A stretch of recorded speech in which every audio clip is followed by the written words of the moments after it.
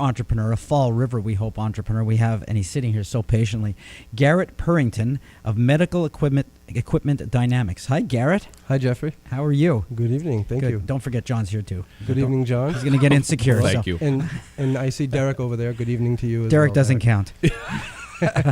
So, Garret, But don't forget, he controls the microphone. Yeah, he's done that to me before. I've talked into the mic and heard nothing. All right. Garret, tell us about Medical Equipment Dynamics.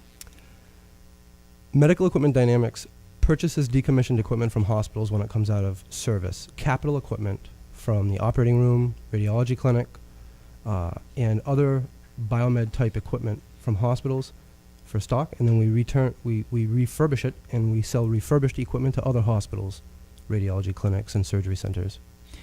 You know, as soon as you said that to me, it made me think, you have to be smart about what you're buying. It's like being in some form of junk business, like the old-fashioned. It's a high-class junk business. I don't want to offend you. In some aspects, it is. But you got to have a lot of cash flow to be able to manage a business like that. You do. You have to have the cash flow to be able to manage a business to a certain size. So, for example, when I started the business, we had almost no cash flow, and we started very small with small items. Right. We couldn't buy everything. Right. So and some of this equipment can get quite expensive. Yes.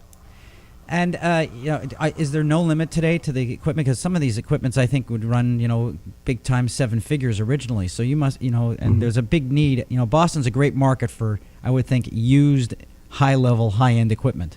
John actually pointed that out to me. It is. Boston's a great market for it, as well as the surrounding communities. I have no sense of ownership. Don't worry. Okay. And the surrounding communities, even here in Fall River, New Bedford, and all around New England, is a fantastic market for the industry. So you must be buying here. This must be your hub, and it must be like the spokes of a wheel, and then you sort of send it out to other regions, maybe even other countries. Correct? Yes. Most of the business we do locally is purchasing equipment from hospitals.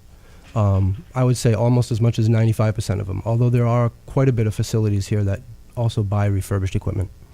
I have to ask you a personal question. Uh-oh. Do you have an MRI machine in your basement? No, but I have purchased an MRI machine. Okay, I was thinking from a basement. Honey, let's go downstairs and let's do a couple MRIs tonight. It was freaking cool. Excuse my language.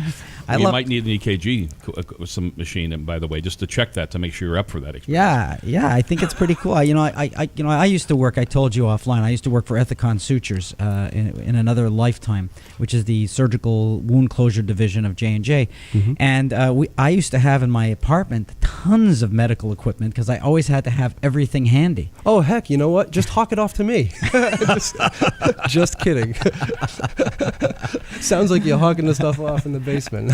So I'm thinking it was an old pickup line that he used to use, but it might have been. You want actually to see my medical equipment? Yes, you want to see my stapler? Yeah. Exactly. Actually, that was a line, Derek. So just take it easy. Let me ask you that approximate the wound closure stapler. I don't even know if they still make it, but let me ask you: how do you get into a business like that? Was that your background prior? Actually, my background was B2B sales, copier equipment, which is good for that. Which was a good entry to get into the business world. But